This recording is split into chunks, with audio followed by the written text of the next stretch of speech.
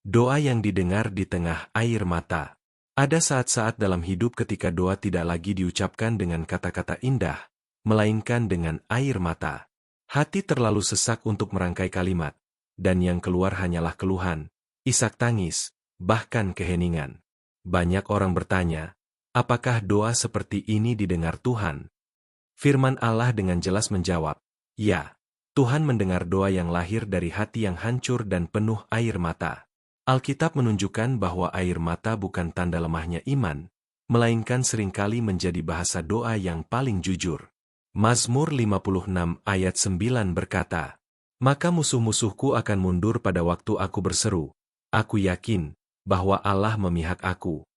Seruan pemazmur lahir dari keadaan terdesak, namun ia yakin bahwa Allah mendengar dan berpihak kepada umatnya. Pemazmur juga menegaskan bahwa Tuhan tidak mengabaikan air mata umatnya. Mazmur 56 ayat 9 dan 10 dalam konteks kesedihan menunjukkan keyakinan bahwa setiap seruan dicatat oleh Tuhan. Bahkan secara khusus, Mazmur 56 ayat 9 sering dipahami dalam terang Mazmur 56 ayat 8, yang berkata, "Engkaulah yang menghitung langkah pengembaraanku, taruhlah air mataku ke dalam kirbat Emyu. Bukankah semuanya telah kau tulis dalam kitab Emyu?" Tuhan tidak hanya mendengar doa kita, tetapi juga memperhatikan setiap air mata yang jatuh. Ketika hati hancur dan doa terasa berat, Tuhan justru dekat. Mazmur 34 ayat 19 berkata, "Tuhan itu dekat kepada orang-orang yang patah hati, dan Ia menyelamatkan orang-orang yang remuk jiwanya." Ayat ini menegaskan bahwa Tuhan tidak menunggu kita kuat terlebih dahulu. Ia mendekat justru ketika hati kita remuk. Hana adalah contoh nyata doa yang lahir dari air mata. Dalam kepedihan karena tidak memiliki anak, ia datang kepada Tuhan dengan tangisan yang dalam. 1 Samuel 1 ayat 10-11 berkata, "Dengan hati pedih Hana berdoa kepada Tuhan sambil menangis tersedu-sedu. Lalu bernazarlah ia, katanya, 'Tuhan semesta alam, jika sungguh-sungguh Engkau memperhatikan sengsara hamba Emyu dan mengingat kepadaku dan tidak melupakan hamba Emyu, tetapi memberikan kepada hamba Emyu ini seorang anak laki-laki, maka aku akan menyerahkannya kepada Tuhan untuk seumur hidupnya, dan pisau tidak akan menyentuh kepalanya.'"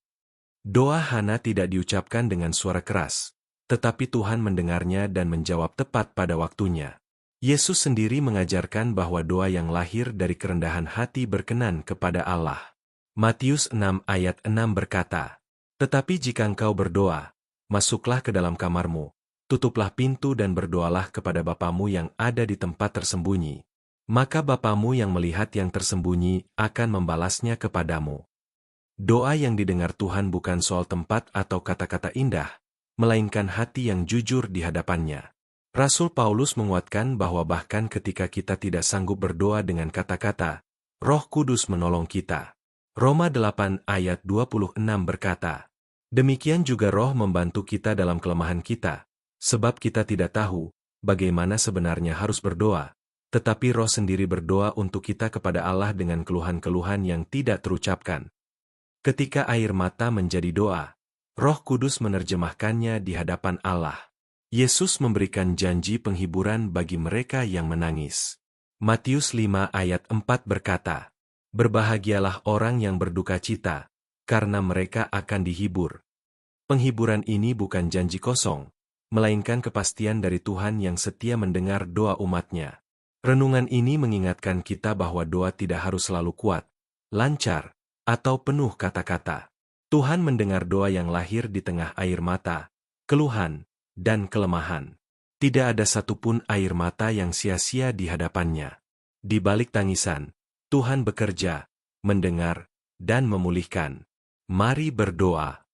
Bapa di surga, kami bersyukur karena Engkau adalah Allah yang mendengar doa kami, bahkan ketika doa itu disertai air mata.